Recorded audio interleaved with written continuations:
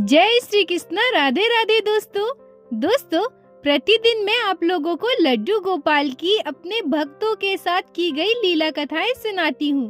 पर आज मैं आप लोगों को लड्डू गोपाल के परम भक्त मोहनदास जी की एक अद्भुत लीला सुनाऊंगी। लीला कथा आरंभ करने से पहले मैं आप लोगों से एक अनुरोध करना चाहूंगी। कृपया करके इस कथा को दिमाग से बिल्कुल भी नहीं बल्कि दिल से सुनिएगा, दिल से महसूस कीजिएगा। तभी आप समझ सकते हैं कि एक भक्त अपने भगवान से कितना प्रेम कर सकता है। एक भक्त अपने भगवान के लिए क्या क्या कर सकता है जो हमारे कल्पना से भी परे है। आशा करती हूँ प्रत्येक दिन की भांति आज की यह लीला कथा भी आप लोगों को बहुत अच्छी लगेगी। आज की यह लीला कथा भगवान श्री कृष्ण के परम भक्त मोहनदास जी की है। मोहनदास जी वृंदावन में वास करते थे। वो बहुत ही तेजस्वी और सिद्ध पुरुष थे। वृंदावन में सभी उन्हें सिद्ध पुरुष भगवान श्री कृष्ण के परम भक्त मानते थे। पर उनके मन में कभी भी यह बात नहीं आई। कभी भी अपने आप को किसी नियम कानून में उन्होंने नहीं बांधा। उनके लिए भगवान श्री कृष्ण श्री बांके बिहारी की भक्ति करना ही सर्वोपरि था। मोहनदास जी बस भगवान की भक्ति में लीन रहते थे। उनके लिए बाकी दुनियादारी कोई मायने नहीं रखता था। वो कहते थे कि दुनिया में सब कुछ मिथ्य है, बस भगवान की भक्ति और श्री कृष्ण ही सत्य है। यमुना से थोड़ी ही दूरी में मोहनदास जी की कुटिया थी। मोहनदास जी के पास लड्डू गोपाल के एक बहुत ही प्यारे से विग्रह थे, जिनकी सेवा वो बहुत ही प्यार से करते थे। सुबह उठकर लड्डू गोपाल को स्नान कराना, उनका श्रृंगार कराना, सभी कुछ मोहनदास जी करते थे। उसके बाद वृंदावन की गलियों में हरे कृष्णा हरे रामा राधे राधे का नाम करते हुए घूमा करते थे। जब भी भगवान को भोग लगाने का समय होता था तो वो यमुना के किनारे चलना प्रारंभ कर देते थे, क्योंकि आज भी यमुना नदी के किनारे बड़े बड़े साधु संतों को भोजन वितरण किया जाता है। आज भी वहाँ पर साधु सन्यासियों के लिए भोजन बनाकर उन्हें दिया जाता है। मोहनदास जी यमुना नदी के किनारे हरे कृष्णा हरे रामा जय श्री राधे नाम का जाप करते करते चलते रहते थे। जहाँ वो देखते थे कि यहाँ साधु महात्माओं के लिए भोजन वितरण किया जा रहा है, वहाँ वो बैठकर कुछ देर इंतजार करते थे। आप लोग यह बात जानकर बहुत ही आश्चर्यचकित हो जाओगे कि साधु महात्माओं के भोजन ग्रहण करने के बाद उनके जूठे पत्तल में से बचे हुए भोजन को एकत्र करके मोहनदास जी अपने कुटिया में ले जाते थे और उसी भोजन को पहले लड्डू गोपाल को भोग लगाते थे, फिर वो खुद भी उसी को ग्रहण करते थे। यह उनका प्रतिदिन का काम था। मोहनदास जी बहुत ही शांत स्वभाव के संत थे। सभी लोग उन्हें मना भी करते थे, पर वो किसी की बात नहीं सुनते थे। बस एक मुस्कान के साथ वहाँ से भोजन एकत्र करके अपने कुटिया में आ जाते थे और ऐसे ही लड्डू गोपाल की सेवा वो किया करते थे। दोस्तों, आप लोगों से फिर से अनुरोध कर रही हूँ कि कृपया करके इस लीला कथा को आप लोग दिमाग से बुद्धि से ना सुनकर दिल से हृदय से सुनिएगा और भगवान के प्रति भक्त के प्रेम भाव को, उनके प्रेम को महसूस कीजिएगा। ऐसे ही प्रतिदिन मोहनलाल जी जूठा भोजन यमुना के किनारे से लेकर आते और अपने लड्डू गोपाल को भोग लगाते थे। उसके बाद उसी जूठा भोजन को खुद भी ग्रहण करते थे।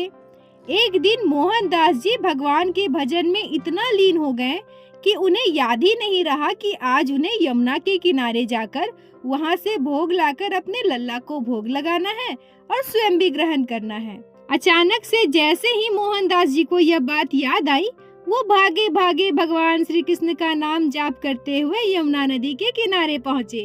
राधे कृष्णा हरे रामा नाम का जाप करते हुए वो यमुना नदी के किनारे चलते रहते हैं। मोहनदास जी देखते हैं कि आज सारे साधु महात्माओं का खाना भोजन समाप्त हो चुका है। यमुना के किनारे कोई भी साधु संत भोजन नहीं कर रहे हैं। यह देखकर वो बहुत ज्यादा दुखी हो जाते हैं और सोचते हैं, आज मैं अपने लल्ला को, अपने लड्डू गोपाल को क्या भोग लगाऊंगा और मैं खुद भी क्या खाऊंगा। यह बात सोचते सोचते मोहनदास जी यमुना नदी के किनारे अच्छी तरह देखने लगते हैं कि सारे सन्यासी भोजन करने के बाद जूठे पत्तलों को कहाँ फेंके हैं। कहीं सारे पत्तलों को उन्होंने कहीं दूर तो नहीं फेंक दिया। तभी मोहनदास जी देखते हैं कि आज के जूठे पत्तलों को साधु सन्यासियों ने फेंका नहीं है, बल्कि एक जगह अच्छे से जमा करके रखा है। जूठी पत्तलों को देखकर मोहनदास जी बहुत खुश हो जाते हैं और पत्तल लेकर वहीं खाने बैठ जाते हैं। वो तो बिल्कुल भूल ही गए कि उनके जूठे पत्तलों में से भोजन लेकर कुटिया में जाना है और लड्डू गोपाल को भोग भी लगाना है। जैसे ही वह प्रसाद का पहला निवाला अपने मुंह में लेते हैं, उन्हें याद आ जाता है कि अरे, आज तो मैंने लल्ला को, अपने लड्डू गोपाल को भोग लगाया ही नहीं। लड्डू गोपाल की बात याद आते ही मोहनदास जी बड़ी समस्या में पड़ गए, क्योंकि जिस निवाले को उन्होंने अपने मुंह में लिया था, ना वो उन्हें निगल पा रहे हैं, ना ही उगल पा रहे हैं। क्योंकि आज तक ऐसा कभी नहीं हुआ है कि मोहनदास जी अपने लड्डू गोपाल को बिना भोग लगाए खुद भोजन किए हो। प्रतिदिन वो अपने भोजन का पहला निवाला अपने लड्डू गोपाल को खिलाते थे, पर आज गलती से उन्होंने भोजन का पहला निवाला अपने मुंह में डाल लिया था। लड्डू गोपाल के हिस्से का निवाला उनके गले से बिल्कुल भी नीचे नहीं उतर रहा था, और दूसरी ओर अगर वो निवाला बाहर फेंक देते हैं तो साधु महात्माओं के प्रसाद का अपमान होता। वो बहुत बड़ी दुविधा में फंस चुके थे।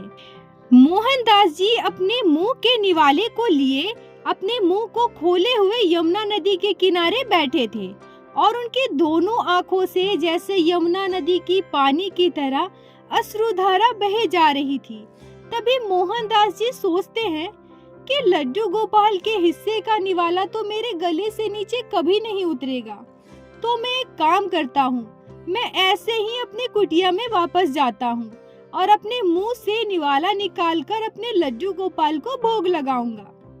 दोस्तों, आप लोगों से मैं फिर निवेदन करूंगी कि इस लीला कथा को अपने दिमाग से ना सोचकर अपने हृदय से सोचिएगा। हमारे बाल गोपाल के लिए भक्तों का असीम प्रेम और श्रद्धा भक्ति को महसूस कीजिएगा, समझने की कोशिश कीजिएगा।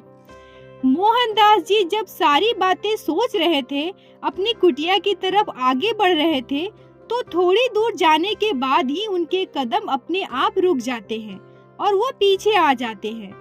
वहीं जूठे पत्तल में भोजन लेकर बैठ जाते हैं और सोचते हैं, ये क्या, मैं कैसे ये सब कर सकता हूँ? अपने मुंह का जूठा निवाला मैं अपने लड्डू गोपाल को कैसे खिला सकता हूँ? उनके मुख में अभी भी उनका पहला निवाला वैसे ही था।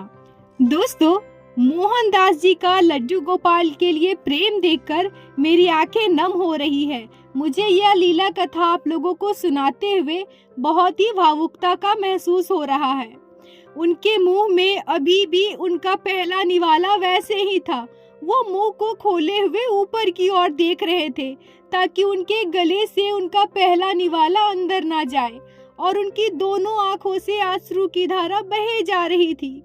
जो भक्त वृंदावन गए होंगे उन्हें पता होगा कि वृंदावन में दिन के समय कितनी ज्यादा गर्मी पड़ती है। वृंदावन की तपती गर्मी में मोहनदास जी यमुना नदी के किनारे अपने मुख में निवाला लेकर ऊपर की ओर देखते हुए बैठे हुए थे। सूरज की तेज ताप से उनका पूरा शरीर जल रहा था। उनके मुंह का सारा लार सूख चुका था, फिर भी उन्होंने भगवान के हिस्से का पहला निवाला अपने गले से नीचे नहीं उतारा।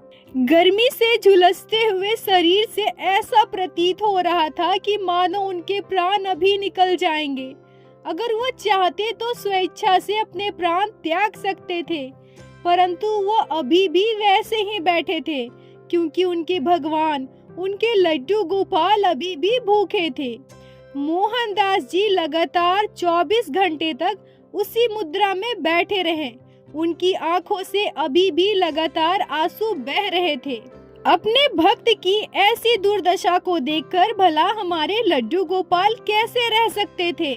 भक्त की ऐसी दशा को देखकर भगवान खुद को रोक नहीं पाए और हमारे प्यारे लड्डू गोपाल छोटे बच्चे का रूप धारण करके मोहनदास जी के गोद में आकर बैठ गए और मोहनदास जी से कहते हैं, अरे मोहनदास, तुमने अभी तक मुझे भोजन नहीं दिया, तुम्हें पता है मैं कब से तुम्हारा इंतजार कर रहा हूँ, मुझे कितनी भूख लगी है। मेरी मैया मुझे कितनी अच्छे अच्छे पकवान खिला रही थी, पर मैंने नहीं खाया। मैं तो तुम्हारा इंतजार कर रहा था। लड्डू गोपाल की बातें सुनकर मोहनदास जी की आंखों की अश्रुधारा और भी तेज हो जाती है। वो बस रोए जा रहे थे और मन ही मन सोचते हैं कि मेरी गलती की वजह से मेरे श्री हरि 24 घंटे से भूखे हैं। तभी लड्डू गोपाल फिर से कहते हैं, अरे मोहनदास, अब तो मैं तुम्हारे पास आ गया हूँ, फिर भी तुम मुझे भोजन नहीं करा रहे हो। कुछ तो खिला दो, तुम्हें पता है ना मैं भूखा थोड़ा भी नहीं रह सकता हूँ। भगवान के मुख से यह बातें सुनकर मोहनदास जी खुद को रोक नहीं पा रहे थे। उनकी आंखों में जैसे बाढ़ आ गया था, वो रोए जा रहे थे। मोहनदास जी के मुख में अभी भी उनका पहला निवाला वैसे ही रखा था, इसलिए वो मुख से कुछ नहीं बोल पा रहे थे, पर मन ही मन गोपाल से कहते हैं, हे प्रभु, हे मेरे श्री हरि, मेरे बाल गोपाल, आज मैं आपको क्या भोग लगाऊंगा, आज मैं आपको क्या खिलाऊंगा। प्रभु, आपके हिस्से का पहला निवाला तो आज मैंने गलती से अपने मुख में डाल लिया।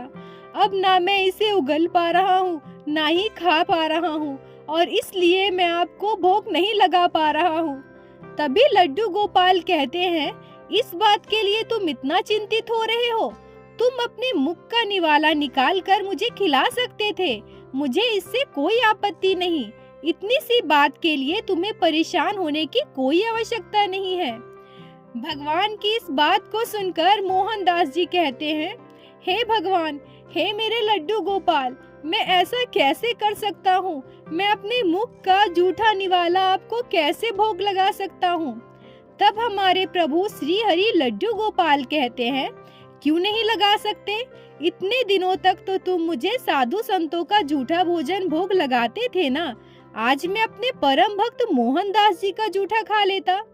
मोहनदास जी कहते हैं, प्रभु, बड़े बड़े साधु संतों का जूठा को मैं भोग मानता हूँ, इसलिए मैं आपको उसका भोग लगाता था, पर मैं इतना बड़ा संत नहीं हूँ जो मैं आपको अपना जूठा भोजन भोग लगा सकूं। इससे तो मुझे बहुत बड़ा पाप लगेगा। तब बाल रूप में श्री हरि हमारे बाल गोपाल कहते हैं, अच्छा तो मोहनदास, आज तो तुम मुझे भूखा ही रखोगे, मुझे उपवास कराओगे, यही सोचा है ना तुमने? तब मोहनदास जी कहते हैं, नहीं नहीं गोपाल, ऐसा नहीं है। यह मेरे सामने जो जूठा पत्तल रखा है, आप इसमें से भोजन कर लीजिए ना। तब हमारे लड्डू गोपाल कहते हैं, मोहनदास, अगर तुम मुझे भोजन करवाना चाहते हो, मुझे भोग लगाना चाहते हो, तो तुम्हें अपने हाथों से मुझे भोग लगाना होगा। तुम्हें पता है ना, मैं खुद अपने हाथों से भोजन नहीं कर पाता हूँ। तब मोहनदास जी खुद अपने हाथों से लड्डू गोपाल को भोजन करवाते हैं और उसके बाद वो अपने मुख का पहला निवाला निगलते हैं। दोस्तों, अब आप लोग एक बार सोच कर देखिए कि भगवान के लिए हमारे मन में कितनी भक्ति और श्रद्धा होने की आवश्यकता है, जो कोई भक्त भगवान के साथ ऐसा कर सकता है। हमारे मुख में अगर थोड़ा सा थूक भी आ जाता है तो हम उसे बर्दाश्त नहीं कर सकते, और मोहनदास जी पूरे 24 घंटे अपने मुंह में पहला निवाला लेकर सिर को ऊपर करे बैठे थे, और उन्होंने तब तक उसे नहीं निकला जब तक उन्होंने अपने लड्डू गोपाल को भोग नहीं लगाया। भगवान श्री कृष्ण श्री बाके बिहारी हमारे लड्डू गोपाल के चरणों में मेरा कोटि कोटि प्रणाम है। उसके साथ साथ ऐसे साधु महात्माओं के चरणों में भी मेरा नमन है। दोस्तों, भगवान के लिए हमारी भक्ति और हमारी श्रद्धा भी बिल्कुल निस्वार्थ होनी चाहिए। हमारी श्रद्धा भक्ति में कभी भी छल कपट दिखावा नहीं होना चाहिए। भगवान कभी भी ऊंच नीच का, जाति पाति का भेदभाव नहीं करते। भगवान अगर देखते हैं तो बस हमारी सच्ची श्रद्धा और सच्ची भक्ति। बोलो बाके बिहारी नाथ की जय, लड्डू गोपाल की जय, जय जय श्री राधे। दोस्तों, अगर आप लोगों को आज की यह लीला कथा अच्छी लगी हो, आपके दिल को छुई हो, तो कृपया वीडियो को लाइक करें और अपने दोस्तों के साथ शेयर अवश्य करें, जिससे बाकी भक्त भी लड्डू गोपाल की इस अद्भुत लीला कथा को श्रवण कर सके। और हमारे चैनल को सब्सक्राइब करें, जिससे प्रतिदिन आप लोग हमारे चैनल पे श्री बांके बिहारी श्री लड्डू गोपाल की अद्भुत लीला कथाएं सुन सके। दोस्तों, यदि आपके जीवन में घटी हो कोई भी चमत्कारी घटना या लड्डू गोपाल ने कभी भी की हो कोई भी लीला जिसे आप हम सभी के साथ शेयर करना चाहते हैं, तो कृपया हमें इंस्टाग्राम पे मैसेज करें। हम आपसे कांटेक्ट करेंगे और आपकी उस लीला कथा को हमारे चैनल में बाकी सारे भक्तों के साथ शेयर अवश्य करेंगे। लड्डू गोपाल की कृपा आप पर और आपके पूरे परिवार पर बनी रहे। राधे राधे दोस्तों।